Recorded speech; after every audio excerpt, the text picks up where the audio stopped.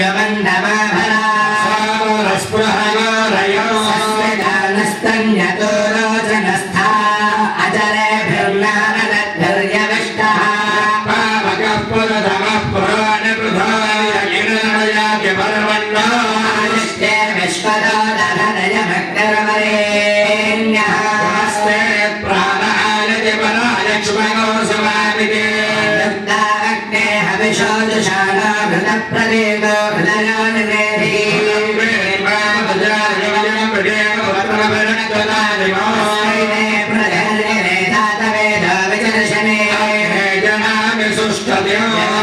प्रथमं जज्ञे अग्निरस्मद्वितीयं वलिरातवेदास्रविन्धानयेनञ्जलते स्वाधीयं पावकवन्याग्ने बृहद्विरोदसे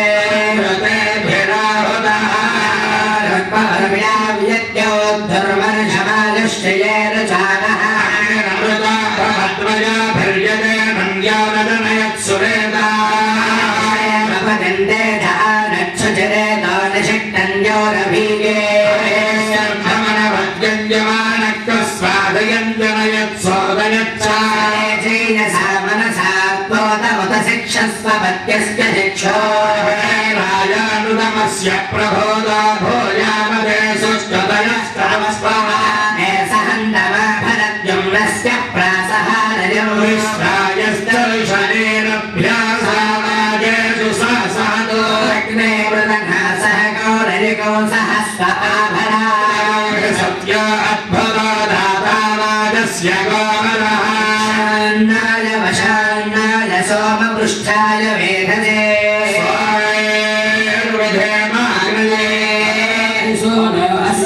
सत्त्वाचक्रे अग्निर्जलुषाच्वान्नो सत्वन्नवोर्जनवोर्जन्धारादेवदेन वृगेक्षेयस्यन्दायोगो शिववसः सुभोजविषञ्जनः आरेणालस्वदक्षुणा स्वस्वः अस्मे वर्चः सुवीर्यं पोषगोरयं मयि देवावकरोचिषा मन्दया देवजिह्वया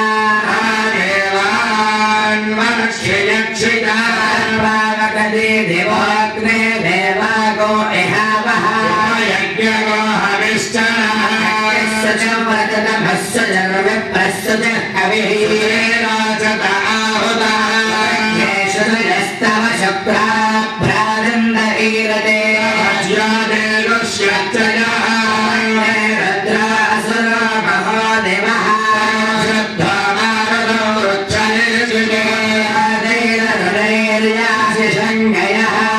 मोषामिधनः पाशिणुत्मना देवेषु शरद्भं द्वितीयेषु शयद्भस्तृतीयेषु शयद्भं त्रीयाश्चरत्नेषु शयद्भं पञ्चमेषु शयद्भं षष्ठेषु शयद्भं सप्तमेषु शयद्भं अष्टमेषु शयद्भं नवमेषु शयद्भं दशमेषु शयद्भं एकादशेषु शयद्भं द्वादशेषु शयद्भं दशत्रयोदशेषु शयद्भं दशत्रयोदशेषु शयद्भं चतुर्दश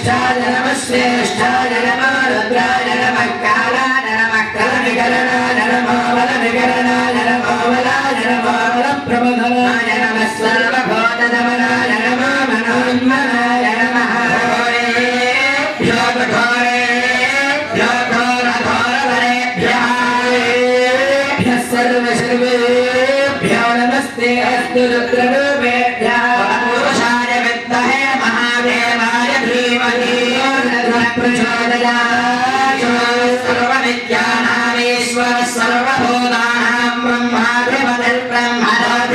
ब्रह्मा शिवो अस्तु सदाशिवो गर्भस्ववर्तनाग्रे भूतस्कनातः पतिरेकवासे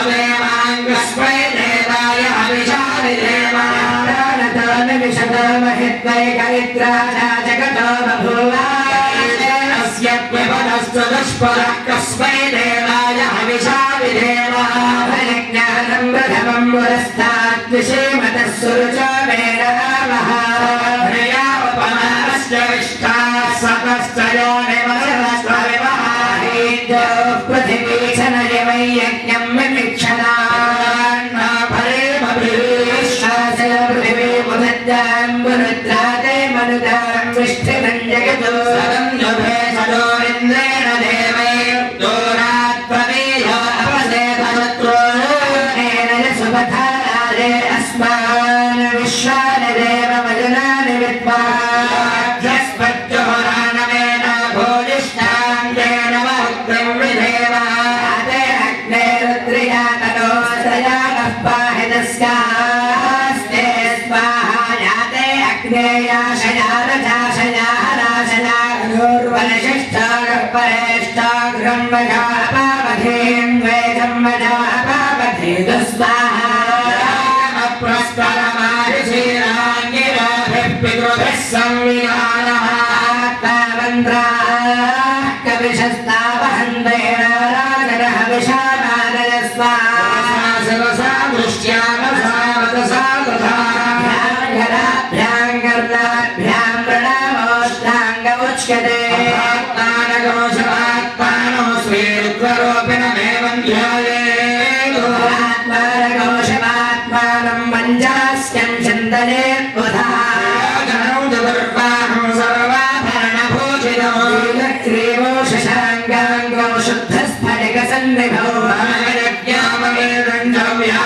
व्याघ्रजन्मोत्परीजगो नलुधरं देवमक्षमालाधरं विभो हस्तं जनमज्जनवनप्रदमो समुष्ठसमारूढमुपादेहार्थधारिणो वित्तं तङ्गपयदयो श्रीकामध्येन्दुधारिणो देहाकृतगो हृत्यं दिव्यभोगसमन्वितो विद्वेमदासुरमादित्तं सुरासुरनमस्कृतं किञ्च शाश्वतं शुद्धं ध्रुवमक्षरमव्ययो सर्वव्यापिनमीशानो रुद्रं मे विश्वरोगिणो देवगोरोपिणमेव ध्यात्वाद्विदुः सम्यक्ततो देवयजनमारभे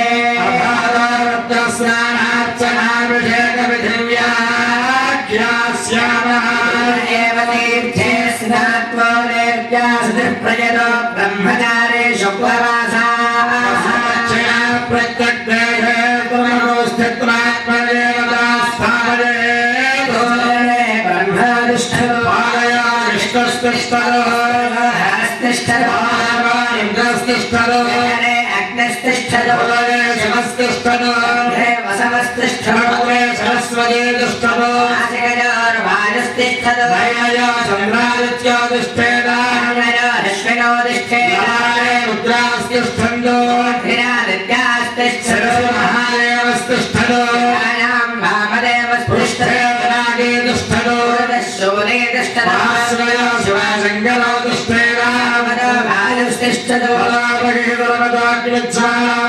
परिवृतास्तिष्ठन्तो सर्वेष्वङ्गे च सर्वा देवताः स्थानानि तिष्ठन्तो रक्षन्तु देवानगो रक्षन्तु मानस्य सह कुटुम्बो रक्षन्तु श्रुतगिर्यथालिङ्गमङ्गानि संवृश्याश्रितः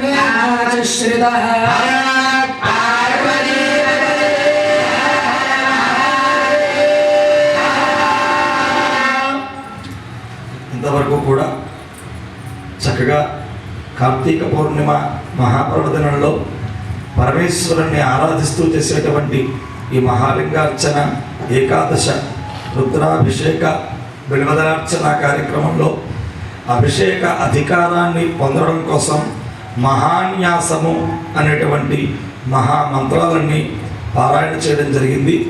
ఇప్పుడు అభిషేక కార్యక్రమంలోకి వెళ్ళబోతూ ఏదైనా ఆలయంలోకి వెళ్ళి అభిషేకం చేసేప్పుడైతే అక్కడ ప్రతిష్ఠితమైన శివలింగం స్వామి ముందే అక్కడ ప్రాణప్రతిష్ఠ జరిగి ఉంటాడు కాబట్టి మనం లోపలికి వెళ్ళిన వెంటనే అభిషేకం మొదలు పెడతాం. ఇక్కడ ప్రాణప్రతిష్ఠ చేసి పరమేశ్వరుణ్ణి రప్పించుకోవాలి ముందు, ఆ తర్వాత అభిషేకం మొదలెట్టాలి. అందుకని అదిగో ఆ పార్థివ లింగాలు అంటారు, అవన్నీ నావశుద్ధ పొడితో చేసిన లింగం. నావశుద్ధ పొడి అంటే కొండ మట్టి అని, నావశుద్ధ కొండేగా మట్టితో లింగాన్ని చేస్తే దానికి ఉమాపార్థివేశ్వరుడు అని పిలవాలి అని పేరు. అందువల్ల ఇప్పుడే చెప్పాడు, ఆ ఉమాపార్థివేశ్వరుడు అని పిలుస్తారు మట్టితో చేసినప్పుడు లింగాన్ని. అందుకని అమ్మా దయచేసి ఎవ్వరూ మాట్లాడుతూ ఆ మట్టితో తయారు చేసిన లింగాలన్నింటిలోకి ఉమాపార్థివేశ్వరుణ్ణి కైలాసంలో ఉండే దేవతలందరినీ ఆవాహన చేసుకున్నాక అప్పుడు అభిషేకంలోకి వెళతాం. ఈ ఆవాహన చేసుకునే కార్యక్రమాన్ని దశావరణార్చన అంటారు.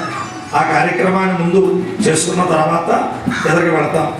మరి ఆవాహన చేయడానికి ముందుగా అసలు ఏ ఏ లింగాల్లోకి ఏ ఏ దేవతలు వస్తారు, ఈ మహాలింగార్చన అంటే ఏమిటి, ఇదంతా ఒక్కసారి చెబుతూ ఉంటాం. దయచేసి ఎవ్వరూ మాట్లాడకుండా నిశ్శబ్దంగా ఉండి ఈ కార్యక్రమాన్ని మేము చెప్పే మాటలు వింటూ ఆయన చూపించే లింగాలు చూస్తూ తరించండి.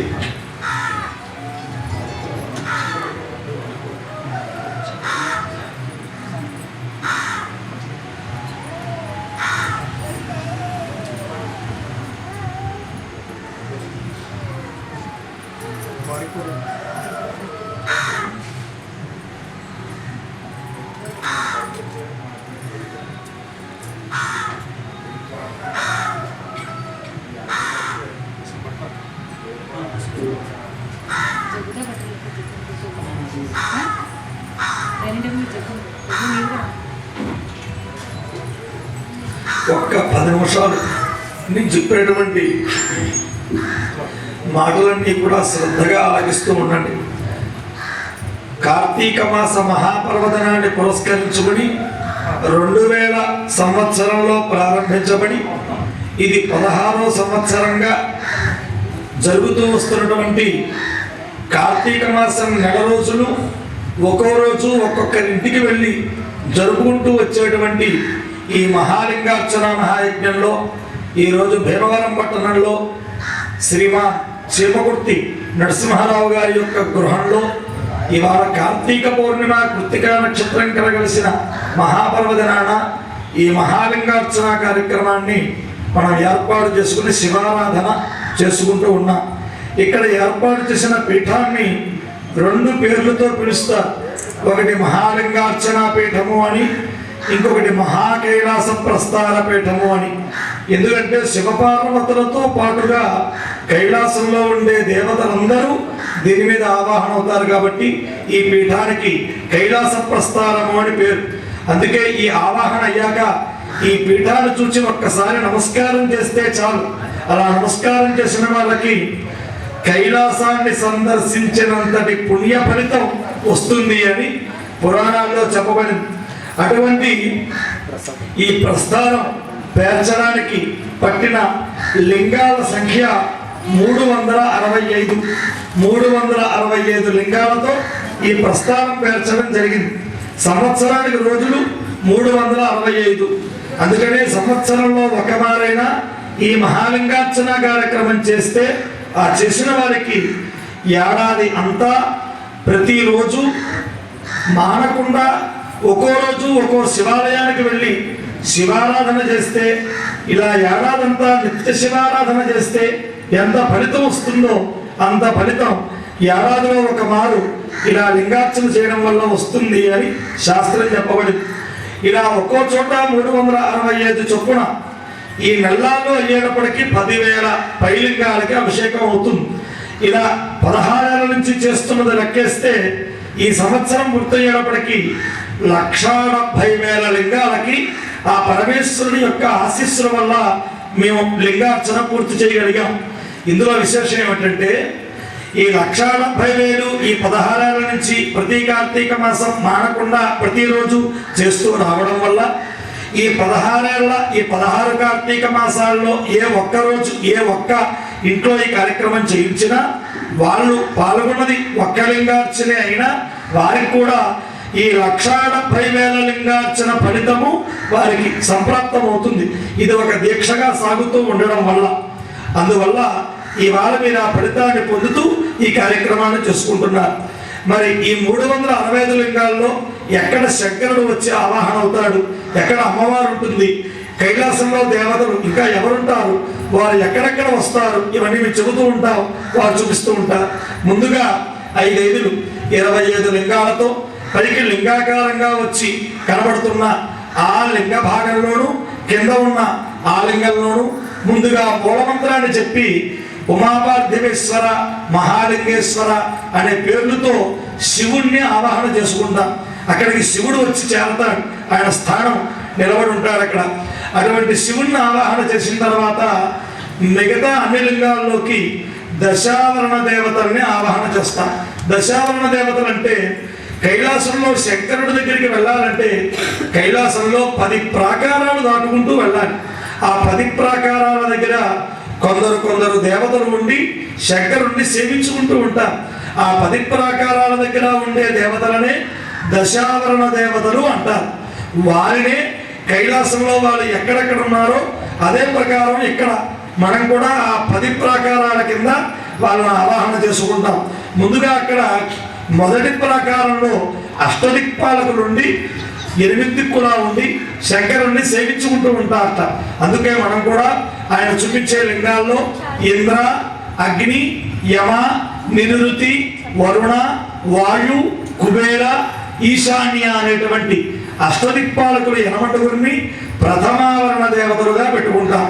అక్కడ కైలాసంలో 2వ ప్రాకారానికి వెళ్ళేటప్పటికీ బ్రహ్మ, విష్ణు, మహేశ్వరుడు ఈ త్రిమూర్తులు ముగ్గురు 8 రూపాయలు దాల్చి ఆ 2వ ప్రాకారానికి 8 పక్కన ఉండి స్వామి వారిని సేవించుకుంటూ ఉంటారు. అందుకే మనం కూడా ఆ 2వ ప్రాకారంలో 2వ ఆవరణార్చనలో అష్టత్రిమూర్తులు అనేటువంటి పేరుతోటి ఆయన చూపించే 3 లింగాల్లో తూర్పు, ఆగ్నేయ, దక్షిణ, నైరుతి, పశ్చిమ, వాయవ్య, ఉత్తర, ఈశాన్య దిక్కుల్లో 3 లింగాల్లో అష్టత్రిమూర్తుల్ని ఆవాహన చేసుకుంటాం. దాని తర్వాత 3వ ప్రాకారంలోకి వెళితే శంకరుడి సైన్యం ఉంటుంది. అక్కడ ఆయన సైన్యం ఎంతమంది అయ్యా అంటే 108 కోట్ల మంది ఉంటారట. 108 కోట్ల మందికి లింగాలు పెట్టాలంటే మన వల్ల కాదు. మరి ఏం చేయాలి? ఒక్కో కోటి సైన్యానికి ఒక్కో సైన్యాధ్యక్షుడు ఉన్నాడు. ఇలా 108 కోట్ల సైన్యానికి 108 సేనాధిపతులు ఉన్నారు. వారిని అష్టోత్తర శత తారకేశ్వరుడు అంటారు. వాడు సైన్యాధ్యక్షుల్లా ఉండడమే కాదు, శివపార్వతులు తాండవం చేసే వేళ వాయిద్యాలు వాయిస్తూ ఉంటారు. అందుకే వాళ్ళని తాండవేశ్వరుడు అని కూడా అంటారు. వాళ్ళు 108 వాళ్ళు ఉంటారు 3వ ప్రాకారంలో. అందుకే మనం కూడా 3వ ఆవరణార్చనలో చుట్టూరా పెట్టబడిన ఆ లింగాలన్నీ కలిపితే మొత్తం 108 లింగాలని. ఆ 108 లింగాల్లో అష్టోత్తర శత తారకేశ్వర తాండవేశ్వరుడు అనేటువంటి ఆ 108 ఆవాహన చేసుకుంటాం. అది దాటి 4వ ప్రాకారంలోకి వస్తే శంకరుడి దగ్గర 8 రకాల గణాలు ఉంటాయి. సర్పగణాలైతే, భూతగణాలైతే, అలాగే ప్రమథ గణాలైతే, దేవగణాలైతే, ఋషిగణాలైతే, కింకర గణాలైతే మొత్తం 8 గణాలు ఉంటాయి. ఆ 8 గణాలని పరిపాలించడానికి 8 అష్టగణపతులు అనేటువంటి వారు ఉంటారట 4వ ప్రాకారంలో. అందుకే మనం కూడా 4వ ఆవరణార్చనలో ఆయన చూపించే లింగాల్లో గణపతి, వీరభద్ర, నందికేశ్వర, భైరవ, దుర్గా, కాళీ, సుబ్రహ్మణ్య, శివాత్మజ అనేటువంటి అష్టగణపతులు 8 పెట్టుకుంటాం. అది దాటి 5వ ప్రాకారంలోకి వెళితే అక్కడ శంకరుడే అగ్ని, వాయువు, భూమి, ఆకాశం, నీరు పంచభూతాల రూపాలతోటి, సూర్యుడు, చంద్రుడు రూపాలతోటి, యజమాని రూపంతో 8 రూపాలుగా ఉంటాడట. భవాది అష్టమూర్తులుగా. అందుకే మనం కూడా ఆ 5వ ఆవరణార్చనలో ఆయన చూపించే లింగాల్లో భవాయ దేవాయ, శరవాయ దేవాయ, ఈశానాయ దేవాయ, పశుపతయ దేవాయ, రుద్రాయ దేవాయ, ఉగ్రాయ దేవాయ, భీమాయ దేవాయ మహతో దేవాయ అనే పేర్లతో భవాది అష్టమూర్తుల్ని 5వ ఆవరణార్చనలో పెట్టుకుంటాం. ఆ దాడి 6వ ప్రాకారంలోకి వెళితే భవ శర్వ ఉగ్ర కపాల శంభు పినాకి మహాదేవ ఈశ్వర అనే నామధేయాలతో పిలవబడే ఏకాదశ రుద్రులు అనే వాళ్ళు ఉంటారట. ఏకాదశ రుద్ర ప్రీతికరంగానే మనం ఇప్పుడు 11 రుద్రాలతో స్వామికి అభిషేకం చేస్తాం. అటువంటి ఏకాదశ రుద్రులు 6వ ప్రాకారంలో ఉంటారు. అందుకే మనం కూడా వరుసగా పెట్టబడిన ఆ 11 లింగాలను ఏకాదశ రుద్రుల్ని 6వ ఆవరణార్చనలో పెట్టుకుంటాం. అది దాటి 7వ ప్రాకారంలో ప్రవేశిస్తే శంకరుడికి 5 ముఖాలు ఉంటాయి అని వేదం చెబుతోంది. తూర్పుకు ఒకటి, దక్షిణానికి ఒకటి, పశ్చిమానికి ఒకటి, ఉత్తరానికి ఒకటి, ఆకాశానికి ఒకటి ఉంటాయి. ఏ దిక్కున చూసేవారికి ఆ దిక్కునే స్వామి పంచముఖేశ్వరుడిలా కనబడుతూ ఉంటాడు. ఒక్కొక్క దిక్కులో ఆయన ఒక్కో పేరుతో ఒక్కో బ్రహ్మగా పిలవబడుతూ ఉంటాడు. వీరినే పంచబ్రహ్మలు అంటారు. వారు 7వ ప్రాకారంలో ఇలా 4 దిక్కులు ఆకాశంలో ఉంటారట. అందుకే మనం కూడా ఆయన చూపించే 5 లింగాల్లో సద్యోజాత, వామదేవ, అఘోర, తత్పురుష, ఈశాన అని పంచబ్రహ్మల్ని 7వ ఆవరణార్చనలో పెట్టుకుంటాం. ఆ దాడి 8వ ప్రాకారంలోకి వెళితే శివుడికి ఇష్టమైన నామం ఏమిటి? ఓం నమ శివాయ. అవి 6 అక్షరాలు. ఆ 6 అక్షరాలకి అధిపతులైన 6 దేవతలు ఉన్నారు. షట్తారకలు అంటారు. వాళ్ళు ఉంటారు 8వ ప్రాకారంలో. అందుకే మనం కూడా 8వ ఆవరణార్చనలో ఓంకార, నకార, మకార, సికార, మకార, యకార దేవతలైన షట్తారకల్ని అక్కడ ఆవాహన చేసుకుంటాం. అది దాటి 9వ ప్రాకారంలోకి వెళితే విద్యా ప్రదాత అయినటువంటి పరమేశ్వరుని పరిపూర్ణావతార రూపమైనటువంటి దక్షిణామూర్తి ఉంటాడు అక్కడ, దక్షిణం పక్కగా తిరిగి. అందుకని ఆ దక్షిణం పక్కన ఆ యొక్క దక్షిణామూర్తిని 9వ ఆవరణ దేవతగా పెట్టుకుంటాం. అది దాటి ఆఖరి ఆవరణ 10వ ఆవరణలోకి వస్తే మరి ఇంతవరకు అందరూ వచ్చారు, అమ్మవారు రాలేదు. శంకరుడికి దగ్గరగా ఉండే ఈ 10వ ఆవరణలో అక్కడ అమ్మవారు ఉంటుందిట. కాళీ, లక్ష్మీ, సరస్వతి 3 స్వరూపాలు కలగలిసిన రూపంగా బాలా త్రిపుర సుందరి అనే పేరుతో అమ్మవారు, పార్వతీ అమ్మవారు ఉంటుందిట. అందుకే మనం కూడా అదిగో అనేక లింగాలతో ఏర్పాటు చేసిన పారువట్టాకారంగా ఉన్నటువంటి ఆ పీఠమాకారంలో ఉన్న ఆ లింగాలలోకి కాళీ, లక్ష్మీ, సరస్వతి కలగలిసిన రూపంగా పార్వతీ అమ్మవారిని బాలా త్రిపుర సుందరి నామధేయంతో 10వ ఆవరణ దేవతగా ఆ లింగాల్లో ఆవాహన చేసుకుంటాం. ఇక్కడికి దశావరణాలు పూర్తయ్యాయి. మీకు చెప్పని లింగాలు కొన్ని ఉన్నాయి అక్కడ. ఆ పక్కన ఉన్న లింగం చండీశ్వర లింగం అంటారు. అది ఆవరణార్చనలోకి రాదు, ఆయనకి పూజ ఏమీ ఉండదు. శివ నిర్మాలయ గ్రహీతగా ఆయన అక్కడ పెట్టుకుంటాం. శివుడికి అభిషేకం చేసిన నీరైనా, శివుడి మీద వేసిన పుష్పాలైనా, శివుడికి నైవేద్యం పెట్టిన పదార్థమైనా నాకే చెందాలి అని వరం పొందాడైన చండీశ్వరుడు అంటాడు. మనకు కూడా ఎక్కడ శివాలయానికి వెళ్ళినా శివుడికి అభిషేకం చేసిన నీరు వెళ్ళే మార్గం ఉన్న ఉత్తరం పక్క చండీశ్వరుడు ఉంటూ ఉంటాడు. ఆ చండీశ్వరుని అక్కడ మనం శివ నిర్మాల్య గ్రహీతగా అక్కడ పెట్టుకుంటాం. ఆయనకి పూజ ఉండదు. ఇక కింద ఇంకో 5 లింగాలు ఉన్నాయి. వాటిని అంతశ్చండికేశ్వర, బహిశ్చండికేశ్వర అంటారు. ఆ 2 లింగాలు శివుడి ద్వారపాలకుడు. ఆ తర్వాత ఉన్న లింగం వృషభ అని శివుడి యొక్క వాహనం, నంది వాహనం. ఆ తర్వాత ఉన్న 2 లింగాలు యమధర్మరాజ, చిత్రగుప్త అనేటువంటి లింగాలు. ఈ లింగార్చనంతా పూర్తయిన తర్వాత, అభిషేకం అర్చన అయిన తర్వాత చివరిన ఆ 5 లింగాలకి అర్చన చేయడం జరుగుతుంది. అలా చివరన 5 లింగాలకి అర్చన చేయకపోతే ఈ లింగార్చన పరిపూర్ణం కాదు అని శాస్త్రం. కాబట్టి ఇప్పుడు మనం ఆవాహన చేయబోయే దేవతల వివరాలు అవి. కాబట్టి మంత్రపూర్వకంగా ఈ మండపాన ఆవాహన చేయడం, అభిషేకం చేయడం, ఈ బ్రాహ్మణ ముఖత అన్యోన్య సహాయేన బ్రాహ్మణ ద్వారా జరిపించి అనంతరం మరలా బిడబదలార్చన మీ చేత స్వయంగా చేర్చడం జరుగుతుంది. కాబట్టి అంతవరకు కూడా ఈ కార్యక్రమాన్ని అందరూ వీక్షిస్తూ ఆ పరమేశ్వరుడి యొక్క అనుగ్రహానికి పాత్రులు కావలసిందిగా కోరుచు. హర నమః పార్వతీ. మీరిద్దరూ ఈ పక్కకు వచ్చి కూర్చోవాలి. ఇలా ఇటు వచ్చి మీరు కూడా బాబుడారమ్మ ఈ మైక్ కూడా ఇటు పెట్టి ఆసనం